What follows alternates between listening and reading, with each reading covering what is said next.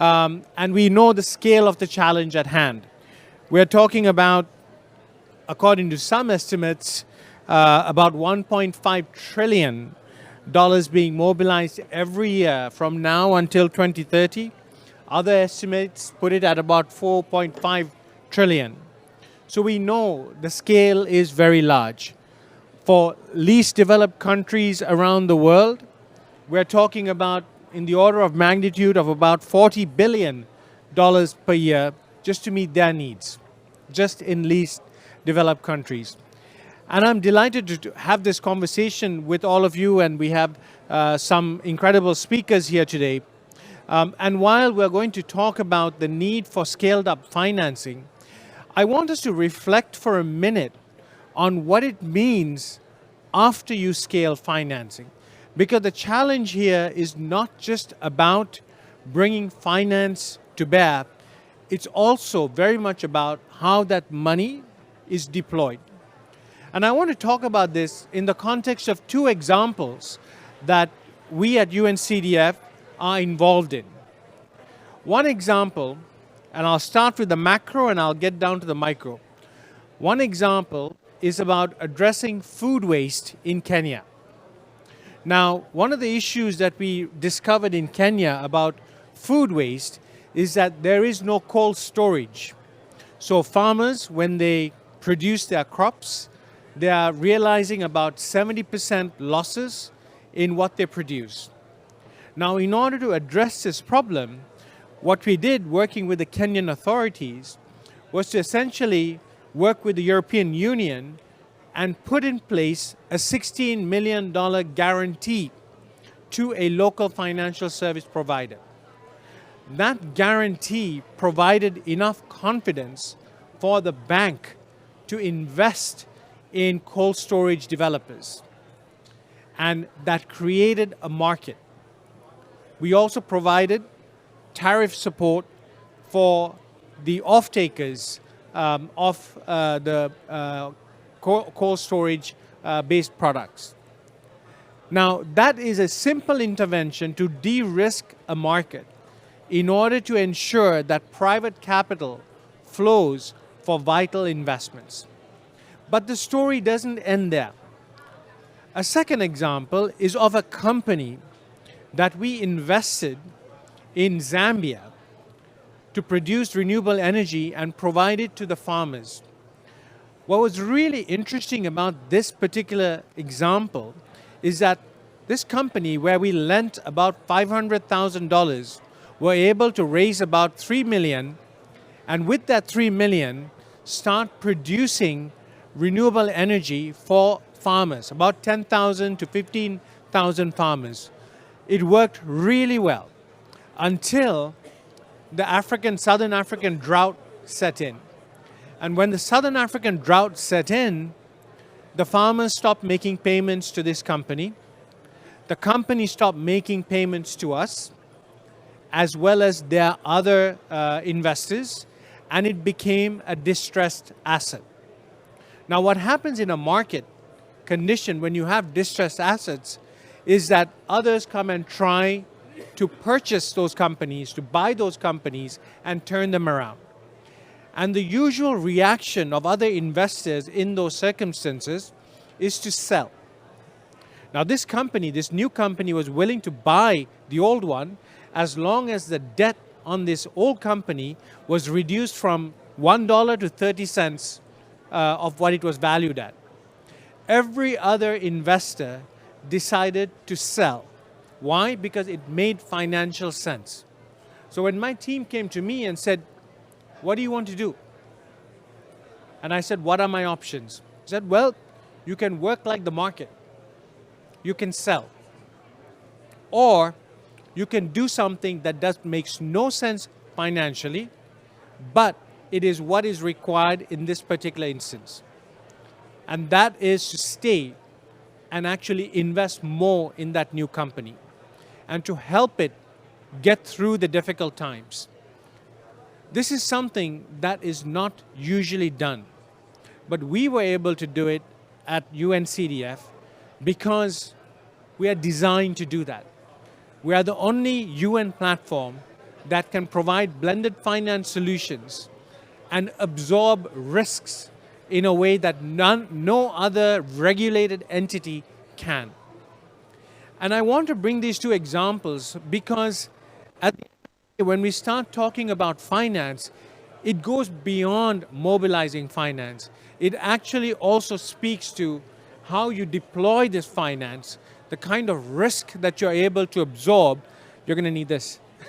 The amount of risk that you're going to absorb and your partnerships within the market.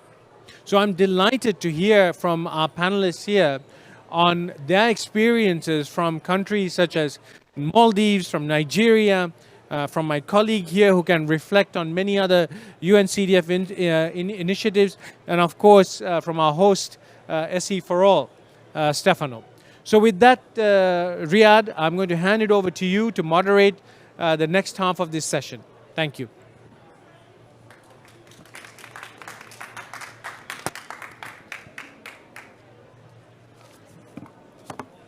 Pradeep, I think you're going to need that if you want to hear anything. That's it. So thank you, Pradeep, for this impactful word and the excellent introduction with the two examples. You're destroying everything. We are hosted by UN DESA here.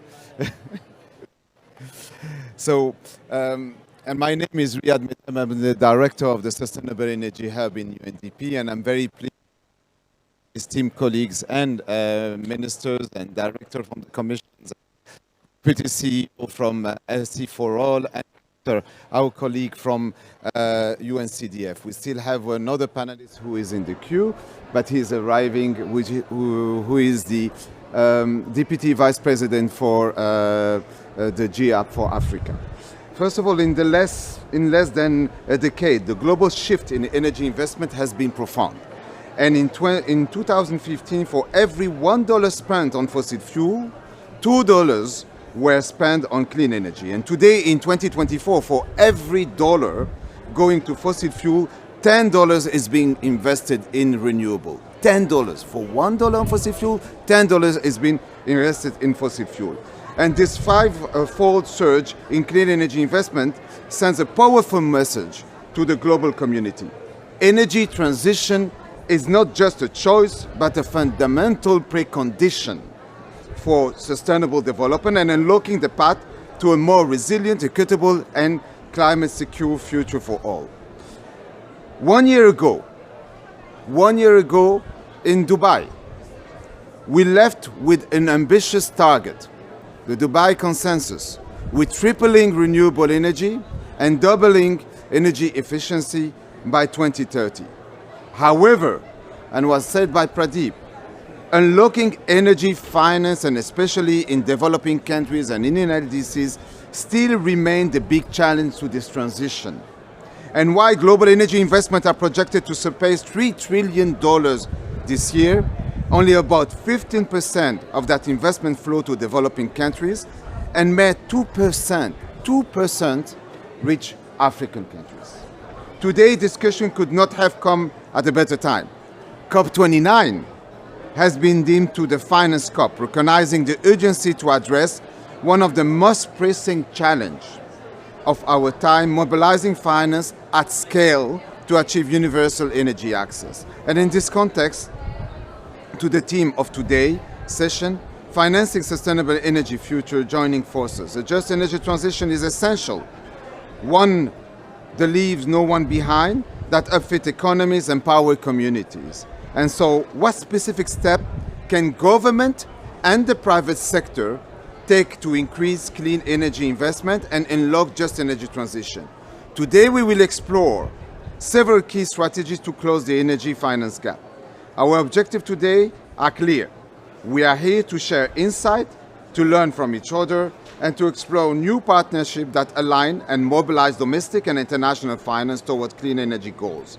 And we will discuss successful case studies from around the world, an initiative like Mission 300, where SC4All is leading the Secretariat, to Africa Mini-Grid program that was launched a few years ago with my friend Pradeep. So let me start by addressing the first question to His Excellency the Minister Tariq from Maldives. Thank you, Minister. I would like to address you in a way that we're reducing 26% by 2030, an ambitious plan to increase the share of renewable energy in your country, but challenges remain very significant, as more than 40% of the states are nearing or already in debt stress. We are pushing a lot of small island developing states to accelerate the energy transition, but we do not think about the link with the debt situation of the countries. To reach the 2030 target of 7.4 gigawatt of installed renewable capacity in SIPs, have set in their indices a minimum investment of $10.5 billion are necessary. My question is the following. How have your country's energy policies and regulatory framework contributed to achieving the sustainable energy finance? And what specific policy or fiscal strategy do you consider most important for attracting more private sector investment in clean energy, and particularly in the face of significant debt challenges? Minister.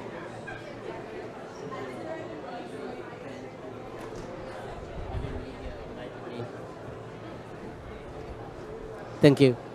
First of all, I'd like to thank you for having me and inviting me to this function. I think it's a very significant issue that you have been discussing right now. As far as Maldives is concerned, last year our president Dr. Mohamed Muiz has pledged at COP28 that Maldives will reach within the next by 2028 33% of our electricity demand to be generated by renewable energy, but it's electricity. So that's a very ambitious target. Ours is right now around 5%, but it's an ambitious target, but we feel that it can be achieved. Why? Because we feel that the energy consumption in the Maldives, as far as Maldives is concerned, there's two tracks. One is the local islands. We have about 186 local islands. Each island has its own power generation mini grid system. The other 156 islands are resort islands. It is purely private resort islands, high-end private islands. So we are working on two tracks. One is the private sector investment, and the other one is the public sector investment. So we are working with the resorts on finding them with cheaper finance, so that they can actually fund on their own to install renewable energy. And then for the islands, we are working with the public sector investment, plus we are also using the private sector investments on those islands. The way we are doing is that we are working with World Bank and ADB. So where for the islands, the inhabited islands, the ADB and World Bank comes with their guarantee mechanisms, where they put in the guarantee mechanisms, as just now Pradeep has told, the funds is kept at an escrow account where they come and invest, and then their payments are guaranteed. Monthly payments are guaranteed. In the event of the contract is terminated, the termination payments are guaranteed. So the private sector comes in. So we have right now in the Maldives about close to 10 megawatts of electricity or solar panel installed in the Maldives on this basis, and we are working with more. And the issue, the business case is that we spend about 13.5% of our GDP importing diesel fuel, and it's about $750 million per year minimum. So there is a case study that even the resorts can actually invest on renewable energy, and they save a lot of money. So I think in case of Maldives story, this is viable, but we need to check whether this the same can be applied to other developing small island developing states, which we need to test right now. But for Maldives, we know that if there is a private financing for renewable energy that we can bring in with the guarantee mechanisms. The only thing is the guarantee mechanisms we need to have.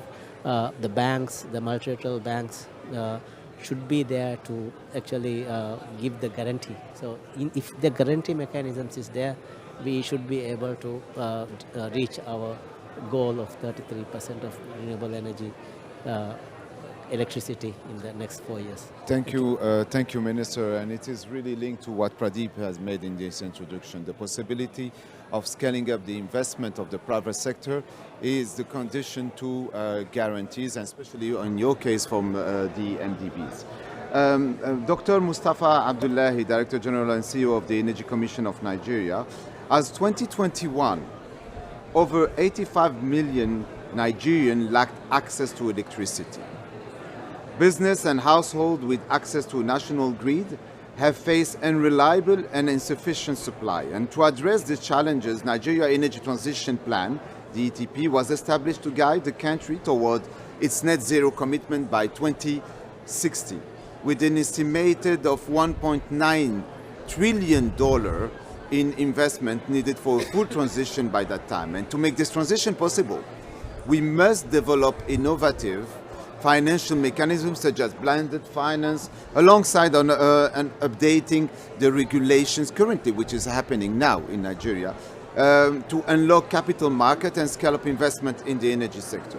In this context, I would like to ask you, how can blended finance models be designed to address the high perceived risk and regulatory challenges in Nigeria and across the African region? Additionally, what are the other policies can be implemented to encourage a greater private sector engagement in sustainable energy?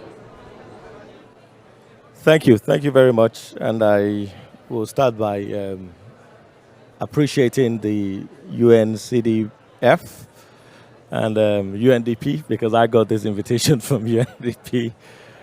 So I appreciate you for coming up with this very, very important and critical topic, which is finance, because that's really what is holding us back from transiting finance. Now, you mentioned ETP, the Energy Transition Plan, which was unveiled in 2021 at COP in London. And that was unveiled by our then president, President Muhammadu Buhari. And, coming back home with that document, we were tasked to implement that document and to set up some financial framework for it. And I'm happy you also note the amount, about $1 trillion. And, we scaled that down, actually, because we want to be very realistic. So we got about $410 billion for us to fully implement the ETP and also to, get us to net zero. Now, it will also interest everyone to know that if you do the maths, 36 years to 2060, you're looking at about $10 billion annually. Now, the Nigerian annual budget, it's barely $10 billion. That if we don't have agriculture, if we don't worry about any other thing and we just want to transit, it means we have to put every money we have in our GDP into the energy transition, which is not possible, because even from the UN advice or every, advices or documents of policies, you're looking at least 25% of your budget to go on energy.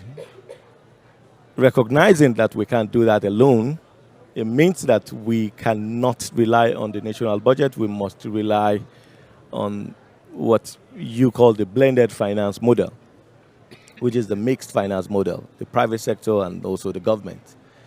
So we start, developing policies towards that. And May this year, the country unveiled its national energy policy and master plan. that capture, direct framework to speak on how, we can incentivize, finances coming into the country. But I must say, we are still there, and all we hear every day is pledges. And I'm happy you said only 2% of what was pledged in COP28 is in Africa. I'm not sure if Nigeria have received even 1% of that 2%, so we're still here. And that's why this topic becomes very, very critical to me. And, having to come here to speak, it's a very emotional one to me because I want to take something home. I really want to, see how UNCDF can come up with a framework that will really catalyze its finances. I know also I must state that in the country, one of the things we're doing in Nigeria is also with UNC, DF, with UNDP, where we are creating a finance, model for the clean cooking solution. It's still on the pipeline. Nothing is yet signed, but yes, we're working towards that.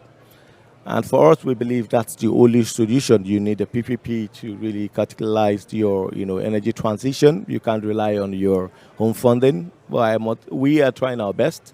We have some few projects being funded, renewable energy projects, particularly in domestication and localization of, renewable energy technology, because that's the only way Africa can grow its own, and reduce, the high, demand and dollar, and also, increase its GDP by, setting up factories that produces solar panels, batteries. So that's what the Energy Commission is doing right now, and I believe the country will get to a point where we'll be self-reliable, and, but hopefully when we start getting this finances coming over, I can assure you that by 2060 we'll also transit and we'll all meet, at the next 0 point. Thank you. Thank you very much. And in the case of we are supporting with the Italian government the development of pipeline of bankable project, and that is linked to the capacity of attracting investment, but also developing guarantees which are linked to what Minister Torik already informed us. But later I will ask my friend Stefano to talk a little bit about Nigeria, because SC4All is really involved in, like UNDP, in the regulatory and institutional framework, but also leading in the visionary of what is happening. Let me pass the floor to my colleague Kautar Zerweli from UNCDF. And I would like her to share her perspective on the role of financial innovation. What are the new financial instruments that help to attract private investment in Africa? And today about 60% of the low-income countries are at high-risk debt distress or are already experiencing it. And then to address this, we need to promote financial innovation, which is a key affordable and debt-smart financing for energy transition in developing countries, offering like that lower cost capital and attracting diverse investors. And giving the rising debt risk in many countries and interest rate challenges in low-income countries, what role can innovative financial instruments like credit guarantees, blended finance and local currency, green bond, play in scaling up investment for a low-carbon energy future? Thank you, Riyadh, and thank you for inviting me. It's indeed an honor to be here speaking next to these amazing colleagues and ministers. I wanted to build on what have been said already, which is it's very evident that the global energy agenda is not a technical agenda, is not a must agenda, but rather a moral imperative agenda. And why I am really emphasizing in the moral part of it, it's because it needs to invest with the head and with the heart. And in other words, it's social impact investing. And that's where the role of UNCDF comes. Because as Pradeep mentioned in the beginning, we are the only UN agency that can afford to really take the heart together with the head and then invest and emphasize on a long-term impact rather than maximizing financial returns. And why we can do that? It's because we are a non-credit agency. We can take the risk where others cannot take. And we can take the risk in two ways. We can take the risk in the companies that really require upfront big capital. Energy efficient technologies, I think it's evident to everybody present here, require significant upfront capital, which private markets often view as too risky. So in the UNCDF, together with other partners, that's where the blended finance comes that Riyadh was mentioning. Blended finance, it's an innovative finance that brings in together the private financing and the public financing, as you mentioned before.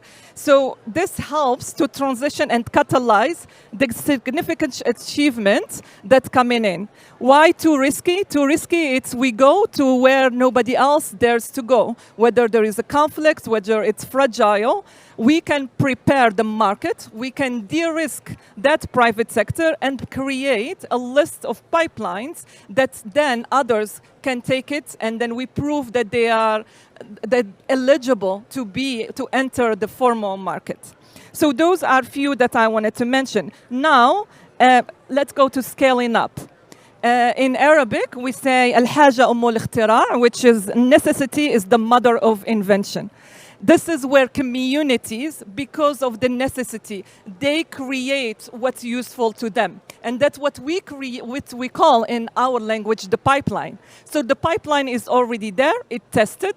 It just needs the heart and the head. And that's where UNCDF goes in and then takes the risk, works with those small pipelines and create them and make them ready. We provide injection of capitals when others cannot, but also we provide technical assistance in terms of how to make it, how to make a business model that later on will create financial returns. But also where the heart comes in is how to make it community-driven, but also energy efficient. The blended finance approach is particularly effective when tailored to local context. And this has been proven.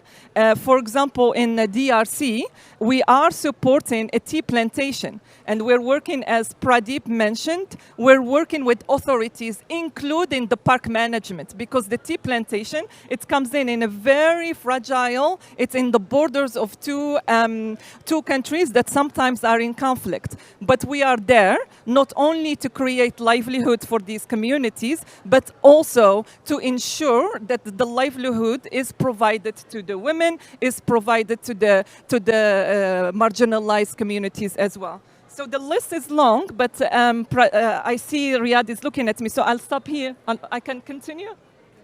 Okay. Sorry, yes. So another one is, in terms of the de-risking, UNCDF has an approach that works with the companies and works together with the private sector. So for example, we are working together with Rwanda in their green climate financing.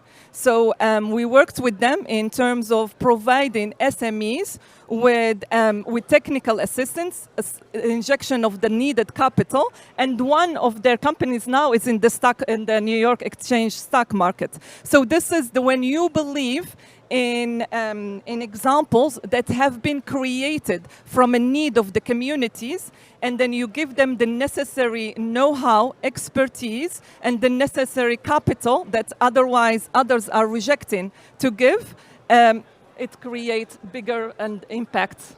Thank you. Kautar, and I like the fact that you linked it also to the de-risking. This is one of the instruments that UNDP is implementing in 21 countries in Africa, and de-risking framework in order to attract investment. But also in partnership with developed a guarantee system for also to maximum $20 million, if I'm not mistaken, where MDBs cannot go. And that's where I'm coming to you, my dear Stefano Marguccio, who is the Deputy CEO of the Sustainable Energy for All. In your work with SE4All, what are the most pressing regulatory or policy barrier developing countries face in attracting private capital for sustainable energy projects, and how might you organize, or how might your organization support government in creating more investment-friendly environment? And we just discussed about Nigeria. Thank you, Riyadh, for the invitation. I'm very glad to sit here with this amazing panel. Well, of course, we have, as we said, a debit crunch that is for sure interesting the less developed country, but let's not forget is interesting also the developing country and the developed country as well. It's a world debit crunch where we have a ratio between debit and GDP that is over 100% in the US, for example. In my country, Italy, it's probably 130% now. So there is a problem of challenging finance into the developing world. And at the same time, there is a legal framework that sometimes is not welcoming in the developing world. In SE4All, we've been trying to tackle this issue. On the one hand, helping the countries with the planning. We supported the energy transition plan of Nigeria. We have an office in Abuja that is embedded in the president's office. We've been doing this for Ghana. We've been doing this for Kenya. We've been doing this for Barbados. On the one hand, doing the planning helps the investor to know what is to be expected by the country if there is a clear trajectory, like in Nigeria, to go to net zero by 2060. And then there is the need for some more direct support in legislative shaping. I think about carbon markets. No, we are here at COP. There will be a discussion on Article 6 for sure. We've been trying to support Nigeria to create a legal framework for carbon market, which could be a big drive for investment, especially in the clean cooking sector. But then we've been talking about numbers. Riyadh, you've been clearly saying we had almost $3 trillion investment in renewables this year. At the same time, let's not forget, IMF is monitoring the fossil fuel subsidies that are injected into the world every year. The number there is 7 trillion per year. So if we could shift a little bit of that money into the transition, that would have been already an incredible drive for finance. And then let me talk about how to calculate risk in investing in developing countries. No? Pradeep is the broker of trying to meet the needs of the ones that cannot meet the risk needs of the market. But the problem is how this risk is calculated. The approach is to have only one indicator. So if you, of course, there is a political risk, there is an economic risk, there is a currency risk, but everything is lumped into one indicator, which means that there is no way that you can lower your interest rate if you had very successful election and there is a very stable government. So doesn't matter, right? And the same for currency. If you are able to stabilize your currency market, then it helps, but it should impact also the interest rate. I think this kind of regulatory discussion is something that is needed, also because at macro level, even different regions of developed country have different approaches to investing in risky areas. So for Europe, for example, it's easier to come to Africa to invest, while for the US, the compliance is very complicated, and it's very complicated then to pump private money into the investments.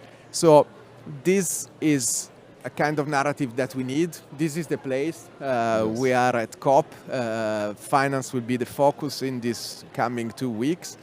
We really hope that this kind of debate can sparkle a thoughtful reflection of what risky investment needs today in a very changeable geopolitical environment where debts are a problem for everybody and not only for the developing world. Thank you very much. And I like when you mentioned the fossil fuel subsidies. If we take the example of Uruguay, where 98% of the energy is clean energy, they were able to shift their fossil fuel to create a whole system on e-mobility, shifting it completely to e-mobility. This is an example which is quite interesting and didn't come from the Ministry of Energy, by the way. It came from the Ministry of Finance and found out that the investment in e-mobility was more interesting than fossil fuel. But can I jump in? Sorry, Yes. I didn't mention M300 as an initiative here because you mentioned it in the introduction to this panel. So this is a World Bank, Africa Development Bank, Rockefeller Foundation initiative where SE for All is providing support as a kind of secretariat of this joint, let's say, action, where the ambition is 300 million people accessing energy by 2030, which is a huge number, right? What I think is innovative there is the idea that we are blending MDB's money with philanthropy money. So yes, concessional, but also grant money, which is what is needed today to really de-risk and lower the cost of transition. And at the same time, how to use this money to leverage private investment. I think this is a very innovative way to do it. It could be really the biggest private-public partnership of this century. We are really hoping that this can fly. And the pipeline is there. It's basically the two multilateral banks taking out of their drawers all the projects that they have in Africa, picking 15 countries as a pilot, and blending these projects so that they can happen in reality and become bankable. Thank you, Stefano. Let me ask a question now to Pradeep. Pradeep, you just heard from Stefano the new initiative from the African Development Bank and the World Bank on Mission 300. How do you see the role of UNCDF and UNDP together in responding to this superb challenge? Yeah, I think we have to recognize that there are two extremes of the spectrum here. On the one hand, you have the larger ticket transactions where you have to have the regulated financial intermediaries playing a very active role to deploy a lot of that resources at scale. And it's only through those platforms that you will achieve the kind of scale that you need. But there is an issue here, which is the risk profile of these institutions also have to match with the profile of the financial institutions. Now, most of these financial institutions are AA, AAA rated institutions, and therefore their risk appetite is going to be based on what they are regulated to absorb. So they don't have a lot of flexibility here in terms of just taking on any level of risk. Now, in order to go below the risk appetite that they are allowed to go to, they have to blend. But when they blend, they are blending on their balance sheet, which is regulated. So the amount of risk that they can actually absorb has a limit. It is not limitless. Now, this is where we come in because we're looking at the other end of the spectrum. We're looking at those transactions which are in risky markets where, it's decentralized. There are political risks, there's currency risks, there's other risks. The ticket sizes are smaller. We're talking about $500,000 investments to $3 million investments that need to go out the door within 5 months, within 6 months. That market cannot easily be served by the larger institutions. This is just a reality. And this is where UNCDF is coming in now in a very forceful way. It has actually not done this for the last 60 years. God only knows why they haven't, but we need to, because this is exactly why this institution was set up in 1966, to go in and absorb those early stage risks and create markets so that you can actually then aggregate up and take it to the large institutions that can come in where the risks are at a different profile. So this is where you need both. This is where you need UNDP and UNCDF, and not only UNCDF. Absolutely. Especially in areas where, in the rural areas, where you have the one who are completely left behind. This Absolutely. is where we can invest together. If I can, I think on this, it's not just the UNDP, but there is a very critical element here that is relevant for both the large institutions as well as those like us who go after the smaller ticket sizes, and that is the policy de-risking work. It is the capacity building work that has to happen at both the national and subnational level. And for that, you need another type of institution that can actually absorb that kind of work, which is why at the end of the day, we are really talking about a systems approach. We are talking about bringing different capabilities that exist within the financial intermediaries, within the DFI, UN, MDB community, but also the different capabilities within impact investors and the private sector to come together in a way that it hasn't done before. Thank you very much. Thank you, Pradeep, and thank you, dear panelists. Yes, Minister. Thank you, Pradeep. I think UNCDF is one of the organizations that can help us on small island states. Why we are saying is that we just talked about the philanthropy, but it's been quite difficult to bring in philanthropy for the energy sector, So, but it's always on the environmental side, philanthropy is coming. So, I think like UNCDF, organizations like UNCDF, if they can tap in philanthropic funds to especially assist on small island states, because for us we spend when we talk about the subsidies for electrical subsidies, we spend about 195 million US dollars per year on electric subsidies, and these kind of subsidies can only be reduced if we can actually increase in the amount of renewable energy. So I think if we can actually match these kind of subsidies with renewable energies through philanthropy or other kind of funds, then I think we can go in. But there's one specific initiative that the World Bank is doing is also on the buyback of tariff buyback. So so that is a mechanism where the private sector comes in, and then they give let's say per kilowatt $1, and then the World Bank comes and buy back 50. So then the government or the utility provider have to pay 50 cents. So these kind of mechanisms are there. So I think we have to actually roll out this in a bigger way, so that especially the small island states can actually benefit. So I thought I will just share with you. Thank you very much.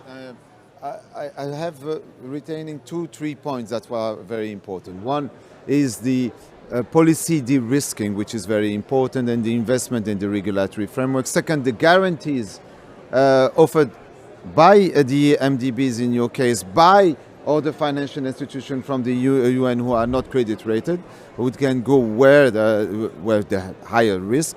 And the third element is on the blended finance and the new innovative finance.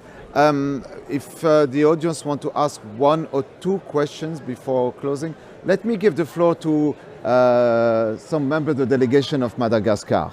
So Jean-François Dubuisson or Karim Ali Ahmed, on the experience of Madagascar and the financial for the energy transition.